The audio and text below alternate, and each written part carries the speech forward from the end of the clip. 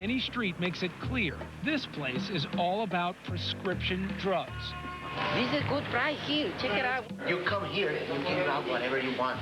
Primetime's hidden cameras came down to see exactly what's available and how easily you can get it. What do you need? Something special? Most buyers are American, some older, looking to avoid high drug prices at home. But the faces on these dusty streets are getting younger. Many are in college and even high school. And for many, their motives are darker. The names of powerful narcotics. Some can wind you up. Others bring you crashing down. Do you need a pharmaceutical prescription for your medication? Yeah, we're just kind of looking around right now. We just got into town. What did you need? Valium, Percocet? Yeah, Valium, Percocet. The pharmacies here are eager to make a sale. Legally, you need a Mexican prescription to buy these powerful painkillers. So how do you get one? Our fixer says, no problem. Where's there a good doctor around here? Let me see, come on. The doctor's office is in a storefront conveniently located across from several pharmacies. Hi, how you doing? Hi, sir. Lydia Velasco may be a doctor, but with us, she's all about business. Percodan, Yeah. Vicodin, Yeah. and how about Ritalin? Yeah. Okay. You can get it all. Can I get those prescriptions? Yeah. And you need to pay $25 per script. Okay. All right. Is that all right? Okay. All right. $100 for 4 prescriptions. No medical questions asked. Some of the hottest and potentially dangerous drugs are readily available here.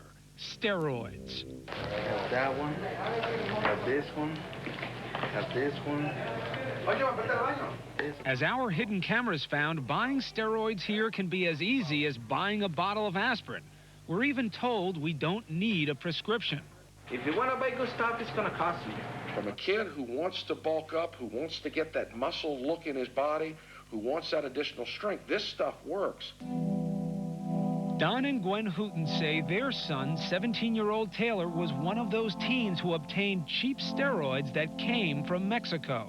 Taylor was 6'3", had a smile that would light up a room, twinkling eyes, and a personality that would knock your socks off.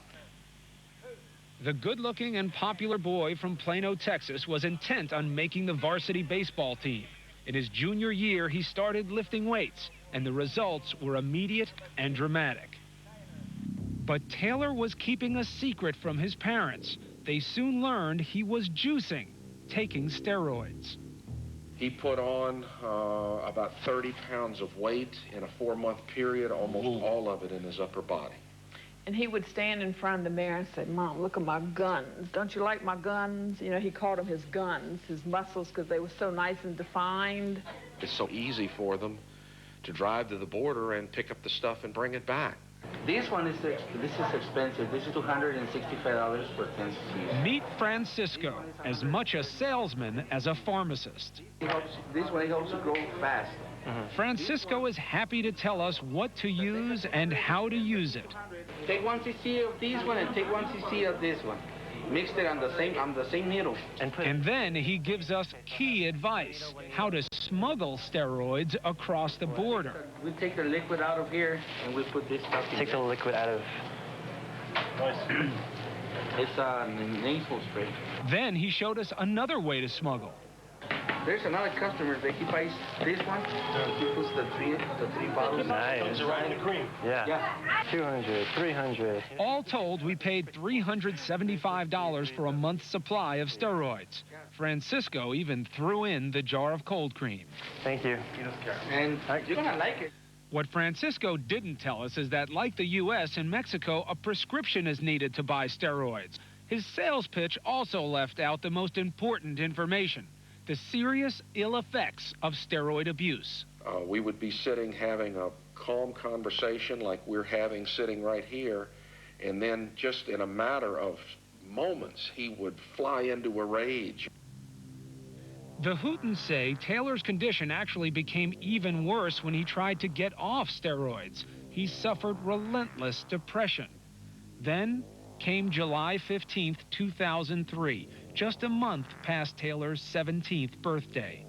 Gwen Hooten remembers the day she wishes she could forget. I heard something bang upstairs, and I went up the stairs, calling his name. He didn't answer me. When I rounded the corner, there he was, hanging from the door. I got the belts off his neck, and he drops to the floor and called 911. So they were telling me how to do the CPR, and here I am giving him the CPR and pressing on his chest, and he's making these gurgling sounds as I blow in his mouth, and it was just...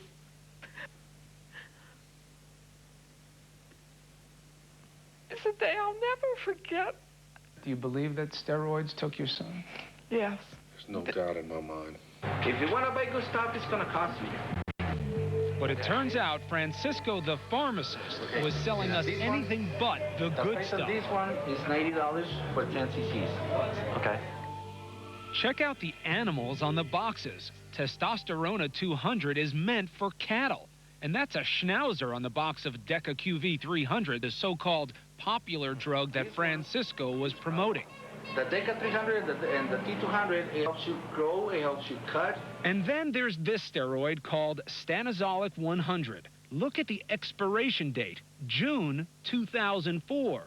When you're buying a drug that way, you do not know if it's pure, you don't know if it's safe, you don't know if it's effective, you don't know what it's contaminated with, you do not know what the dosage is.